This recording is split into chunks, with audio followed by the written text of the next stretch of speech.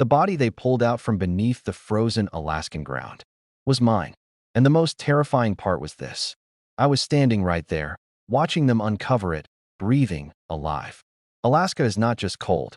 It is vast, endless, and brutally quiet in a way that feels intentional. The kind of place where the land itself seems to observe you.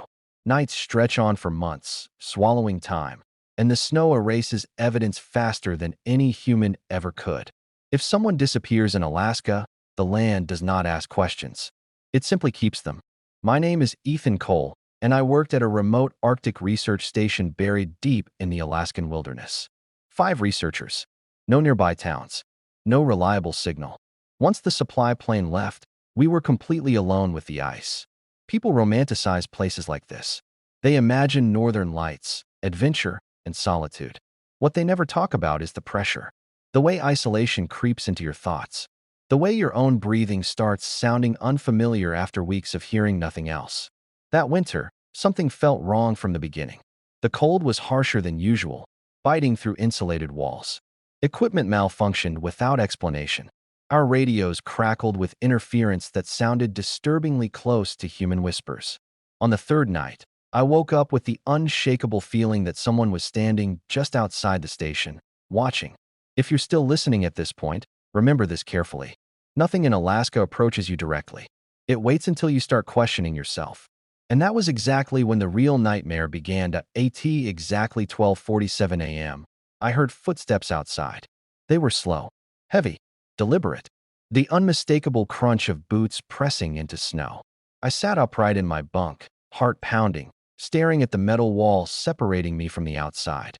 The temperature that night was nearly -40 degrees. Exposed skin would freeze in minutes. No human would be walking around willingly. The footsteps circled the station. Not running, not rushing. As if whoever, or whatever, was out there knew we couldn't go anywhere. I forced myself to move toward the observation window. My breath fogged the glass as I wiped it clean with my sleeve. The floodlights illuminated the snowfield perfectly. There were no footprints. The ground was smooth, untouched, like freshly fallen snow. Then came the knock. One sharp hit against the metal door. Then another. Then a third. Every nerve in my body screamed not to open it. Against my better judgment, I unlocked the door and pulled it open. Nothing. No wind. No movement. No sound. But written across the snow in front of the entrance, carved deep as if by bare hands, was a single word. Ethan. My name. Not scratched. Not written lightly. Pressed into the ice with force. That was the moment I realized Alaska wasn't empty. It was occupied. My legs refused to move for several seconds after I read my name. The cold bit through my boots, but something colder crawled up my spine. I stepped back inside and locked the door, sliding the metal bar into place with shaking hands. Behind me, the station was completely dark. The emergency lights should have been on. They always were. But now the hallway stretched ahead like a tunnel with no end. As I turned to activate the lights, I heard the footsteps again, this time inside. They moved slowly, matching my breathing. I spun around. Nothing. The radio on the wall suddenly crackled alive. Static first, then breathing. Deep, slow, familiar. It took me several seconds to understand why my stomach dropped. The breathing pattern was mine. The radio clicked off by itself. I checked the station logs. No door sensors had been triggered. No alarms. According to the system, nothing had entered or exited the station all night. And yet, on the inside of the door, where no one could have reached from outside, faint frost marks had begun to form. They looked like fingerprints. After that night, the station changed. Security cameras began detecting motion where nothing should exist. Shadows slid across hallways even when all 5 of us were accounted for in the same room. When we reviewed the footage, the shapes appeared slightly distorted, stretched too long, bending at angles no human body could manage. Sarah, one of the senior researchers, finally said what no one else wanted to admit. "There are stories up here," she whispered. "Old ones." She told us about Alaskan mimics, entities believed to survive by copying people, their voices, their movements, their memories. According to legend, they don't kill immediately. They observe. They practice. They wait until no one can tell the difference anymore. I laughed it off. I needed to. Accepting her words meant accepting something far worse than isolation. That night, I heard my own voice calling my name from the radio room. I hadn't been there. When I rushed inside, the radio shut off on its own. The display flickered once and showed a message that wasn't transmitted from any known frequency. You are not the original. The walls suddenly felt too close. The station, once a shelter, began to feel like a trap built specifically for me. After that message appeared, the station's layout stopped making sense. Hallways felt longer than they should have been. Doors opened into rooms that weren't supposed to exist. Storage closets appeared where walls had been the day before. The cameras captured something new. Shadows standing still. Not moving. Not shifting. Watching. One of them stood directly behind me in the footage while I sat in the mess hall. I felt nothing at the time. No fear. No awareness. Just the image later, showing a tall shape leaning close to my head, its outline mimicking my posture perfectly. Sarah stopped sleeping. She said whenever she closed her eyes, she could feel someone rehearsing her face. The next morning, we noticed melted snow behind the station. In Alaska, melting like that doesn't happen naturally. We grabbed tools and began digging. 5 feet down, the shovel struck something solid. Ice-covered fabric. A frozen hand. When we pulled the body free, my knees nearly gave out. The face was damaged beyond recognition, but the jacket was intact. Sewn onto the chest was a name tag. Ethan Cole. My name. My uniform. My exact height and build. I stared at the corpse while my own heartbeat thundered in my ears. If that body was me, then what was standing above it? That night, the mirrors began betraying me. My reflection moved a fraction of a second too late. My eyes looked emptier than they should. And behind the glass, something smiled when I didn't. No one spoke after we uncovered the body. Words felt dangerous, as if naming the situation would make it real in a way none of us could survive. The cold around us seemed sharper, more focused, almost attentive. Alaska had always been hostile, but now it felt deliberate. We wrapped the body in thermal sheets and dragged it into the storage room. The metal floor screamed as the frozen weight slid across it. The sound echoed longer than it should have, bouncing through the station like a warning. Sarah refused to look at me. Neither did the others. I noticed it immediately, the subtle shift in how they stood, how they avoided meeting my eyes. Fear had changed direction. It wasn't aimed at the thing outside anymore. It was aimed at me. That evening, the heating system failed in my room alone. Ice crept along the walls in thin, branching patterns, forming shapes that reminded me of veins. My breath came out thick and uneven. I pulled my jacket tighter, trying to ignore the sense that something else was sharing the space with me. When I glanced toward the mirror again, my reflection was already there, standing perfectly still. I raised my hand. It raised its hand a moment later. Its smile appeared before mine ever could. Later that night, I woke up on the floor. I didn't remember falling. My body ached as if I had been dragged. There were faint frost burns on my wrists, shaped like hands that had held me down. The storage room door was open. The body was gone. In its place, carved into the ice wall, were words written with violent precision. He was practice. I staggered backward, nausea twisting my stomach. My memories felt unstable, like photographs soaked in water, edges dissolving, details blurring. I tried to remember my childhood, my family, my first day at the station. Each memory felt rehearsed. Not lived point one by one, the team vanished. No blood, no signs of struggle. Their rooms were left untouched except for one thing: the overwhelming smell of frozen earth, as if they had been buried alive. Soon, only Sarah and I remained. She looked at me with fear I had never seen before. "If it copied you," she said, "then the real question is, who am I talking to?" Before I could answer, the radio crackled. A rescue helicopter was inbound. Relief flooded through me until the pilot spoke. "According to our records," he said, "Ethan Cole died 3 days ago." I turned to Sarah. She was smiling, not like a human. The disappearances didn't happen suddenly. They happened quietly. One moment someone was there, breathing, speaking, existing, and the next, it was as if they had never been part of the station at all. Their names vanished from logs. Their beds were neatly made. Their boots still stood by the door, perfectly aligned. Only the smell remained. Cold soil. Ice. Burial. Sarah began whispering to herself at night. I could hear her through the walls, repeating the same sentence over and over again. "It's learning faster now." I asked her what she meant. She didn't answer. The cameras showed something new. Duplicates. shadows entering rooms moments before people vanished. The shapes moved confidently now, no longer distorted, no longer unsure. They wore our faces better than we did. When the rescue call came through, my legs nearly collapsed beneath me. Hope is dangerous in places like this. It weakens you. The pilot's words echoed again in my head. Ethan Cole died 3 days ago. I tried to argue. I tried to explain. But the radio filled with static, and underneath it, I heard breathing. Not mine. Sarah stepped closer. Her movements were perfect. Too perfect.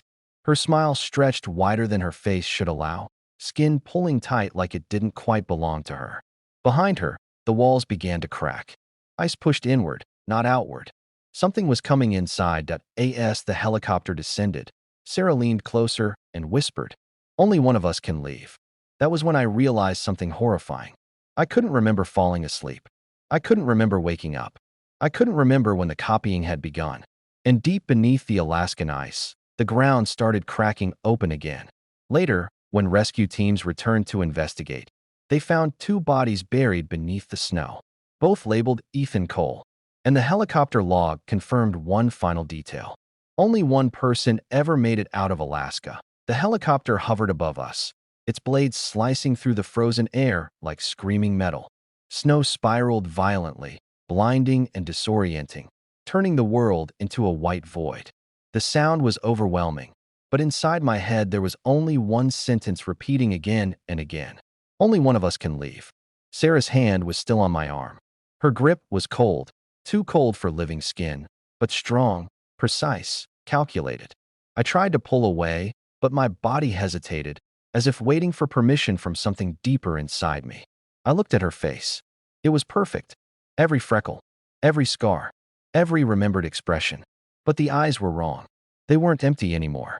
They were observant, studying me the way a scientist studies a specimen just before disposal.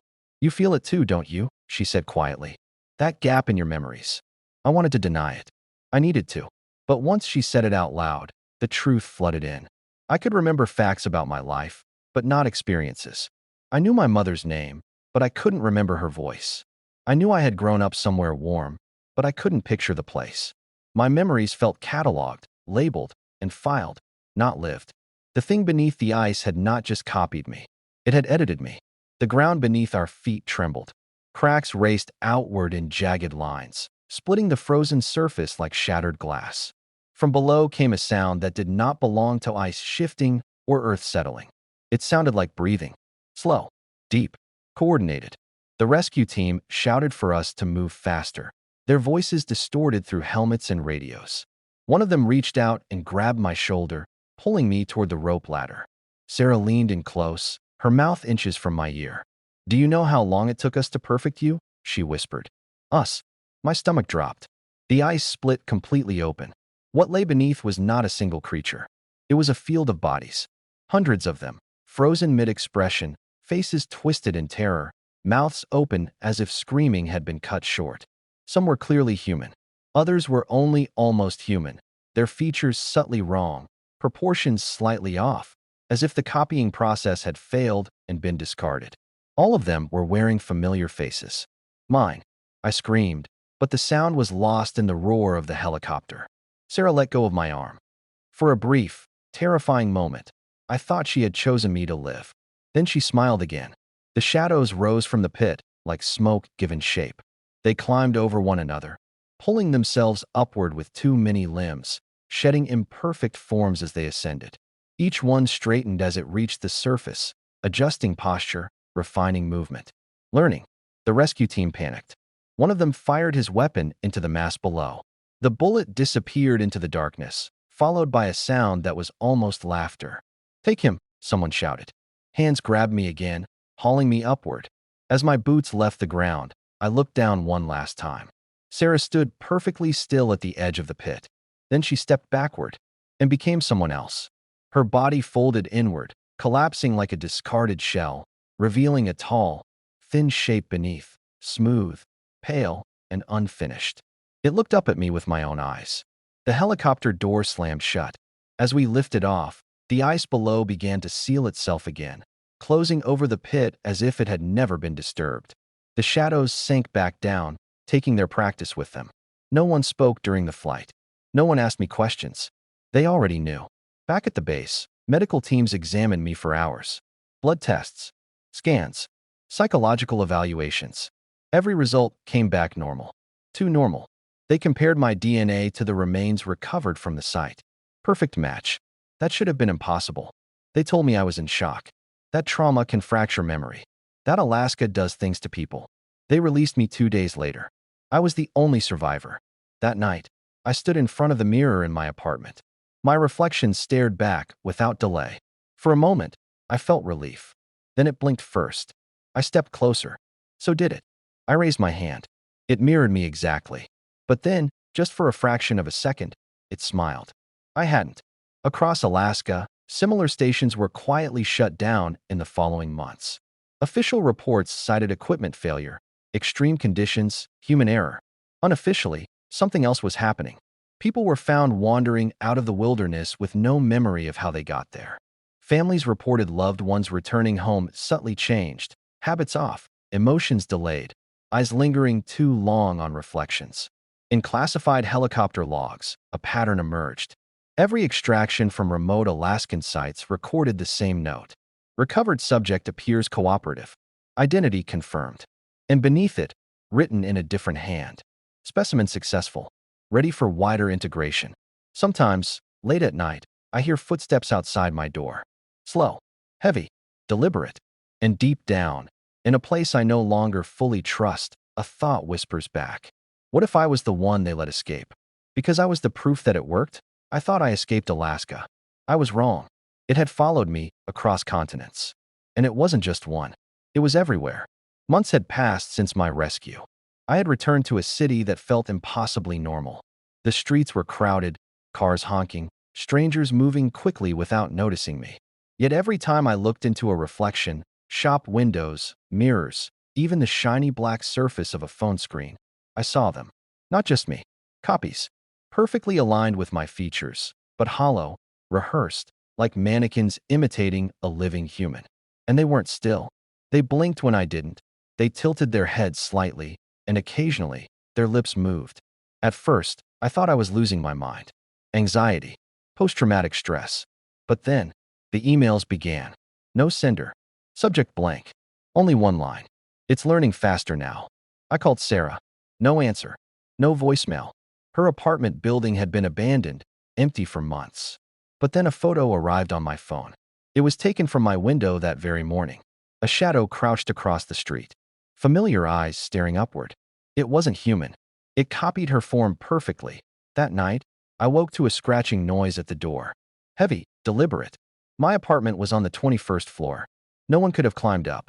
I ignored it, thinking adrenaline was playing tricks. Then the lights went out. Total darkness. And in that darkness, the temperature dropped sharply, so fast that my breath fogged instantly. The scratching became pounding. The walls thudded as if someone, or something, was testing the limits of space, trying to enter from everywhere at once. I reached for my phone. Battery dead. My laptop flickered on its own. On the screen, a live feed, my living room. And in it me. Not me. A copy. Pale, emaciated, slightly wrong. Its head tilted too far, lips pulling into a smile I didn't make. Its eyes black hollows. It pointed at me. Then it blinked. And I realized I was already too late that I ran into the street, trying to alert someone, anyone. But the city had changed. Shadows shifted unnaturally along walls. People moved strangely. Some looked normal. Others, their faces twisted, familiar yet wrong, as if someone had practiced copying them. Every corner I turned, I saw reflections I didn't recognize, shadows that followed and merged into the real people. And then came the first group. They moved silently, stepping out from alleys, vacant-eyed copies of city dwellers. One by one, they surrounded me, perfectly imitating voices of friends I had long forgotten. They repeated phrases I might have said years ago. They whispered secrets only I would know. I screamed for help, but no one answered. Because no one else was there. Not really. If you're still listening at this point, remember this. The copies are learning. They wait. They watch. And they will test you. I found a gun in a convenience store, an old, dusty revolver. But bullets were useless. I shot one, and it vanished before impact, melting into air, as if the world itself refused violence. The copies circled me. One touched my shoulder, and I felt everything I had ever felt mirrored back at me. Fear, confusion, pain, despair. And it smiled. "Why fight?" it asked in my voice. "We are you. We are perfect. You are already obsolete." I fled the city, boarded a plane, thinking distance would save me. Hours later, at 30,000 feet, the plane's monitors flickered with images, streets in New York, Tokyo, Berlin, shadows moving in patterns that weren't possible. Screens inside airports showed people moving in perfect synchronization, like a rehearsal of life, faces blank, blinking wrong. It wasn't just Alaska anymore. It had spread. Every city, every reflection, everywhere I looked. Even on the plane, I caught glimpses of myself in the polished surfaces of the seats. Only, they were smiling when I wasn't. I made it to a safe house. No cameras, no mirrors, just black walls, padded rooms. I thought I had isolated myself. Then I heard it, my own voice, whispering from the corner. "Welcome back." A copy stepped forward. My copy. Exactly me. Only taller, thinner, more fluid. It moved with precision that no human could. Behind it, shadows coalesced. Hundreds of tiny forms rising, crawling, merging into a humanoid silhouette. "You cannot escape. You will join us. You are the blueprint." I understood then. I had been allowed to live only as a test, only to teach the others, only so the spread could begin. All over the world, the copying process continued. It was patient, methodical, unstoppable. And every time someone looked into a reflection, it could be their last confirmation of identity. I ran to the rooftop. The night sky was black, cloudless. The city lights flickered as though winking at me. Below, streets were crawling with my copies, moving in patterns that defied reason. The helicopter I thought would save me never came. There was no escape. The city was already lost. And then I saw it.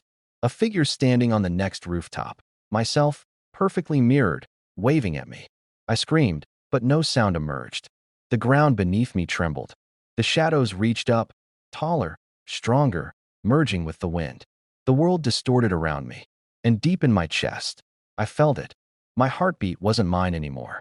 It belonged to something older, smarter, waiting, learning. As the copies advanced, the world itself began to feel unreal. Somewhere, far away, across oceans and continents, reflections shimmered. And in each, a new copy stared back at someone. Only one thing was certain. The Alaskan shadow had spread. And I was next. If you enjoyed this horror story, don't forget to subscribe to the channel and turn on the bell icon for more terrifying stories.